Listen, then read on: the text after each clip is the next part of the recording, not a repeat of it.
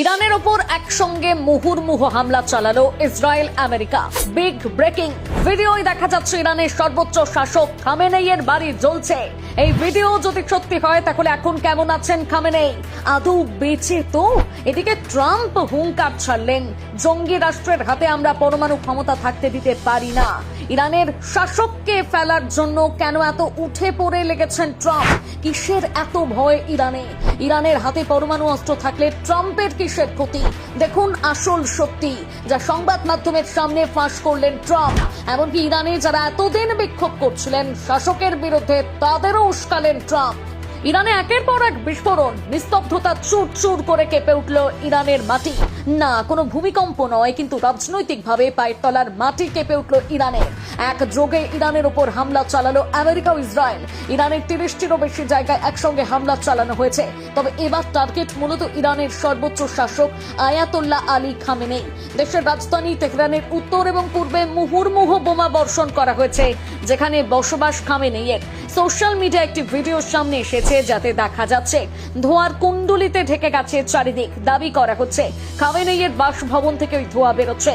তবে এই ভিডিওর সত্যতা যাচাই করা সম্ভব হয়নি। কিন্তু প্রশ্ন উঠছে 86 বছর বয়সে খামেনেইয়ের কি হলো? এদিকে ট্রাম্প খামেনেইয়ের সরকারকে শেষ করে ফেলার প্রকাশ্য হুমকি দিলেন। গত বছর ইরানের পরমাণু ঘাঁটিতে হামলা চালিয়েছিল আমেরিকা। লাগাতার খামেনেই বিরোধী গণ আন্দোলনে মদত দিয়েছে ট্রাম্প। এবার কি তবে খামেনেইকেই শেষ করে দেওয়া হলো? ইরানে হামলা শুরুর পরপরই আমেরিকা থেকে বক্তৃতা শুরু করেন ট্রাম্প। বলেন, কিছুক্ষণ আগে মার্কিন বাহিনী ইরান একটি বড় সামরিক অভিযান শুরু করেছে।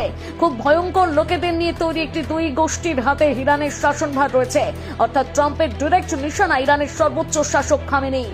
ট্রাম্প দাবি করেন ইরানের শাসক গোষ্ঠীর দিক থেকে ক্রমাগত হুমকি আসছে আমেরিকার কাছে, তাই শাসক গোষ্ঠীকে উপরে ফেলতে চায় আমেরিকা।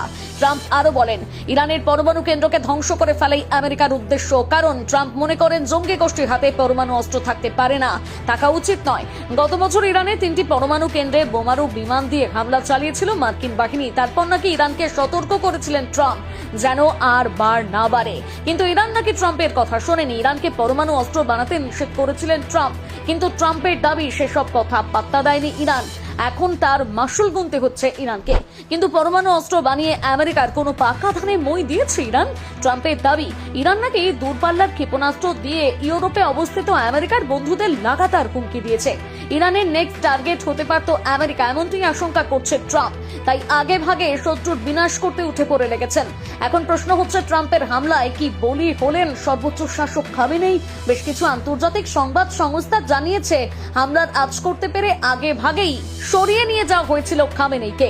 হামলার সময় তিনি সেখানে ছিলেন না, তবে কোথায় সরিয়ে নিয়ে যাওয়া হয়েছে তাকে সে কথা নিরাপত্তার স্বার্থে গোপন রাখা হয়েছে।